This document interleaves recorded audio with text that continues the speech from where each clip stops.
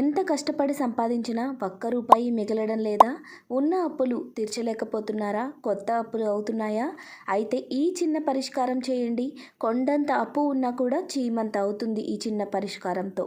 మీరు చేపట్టే ప్రతి పనిలో విజయాన్ని సాధిస్తారు. లక్ష్మీదేవి యొక్క అనుగ్రహాన్ని పొందుతారు. మీరు ఉన్నటువంటి అప్పులు అన్నీ కూడా చిటికలో తీర్చేసుకోగలుగుతారు. దానికోసం మీరు చేయవలసిందల్లా ప్రతి నిత్యము లక్ష్మీదేవి అమ్మవారికి ఎంతో ప్రీతిపాత్రమైన పచ్చ కర్పూరాన్ని మీ ఇంట్లో ధూపం రూపంలో అమ్మవారికి సమర్పించాలి.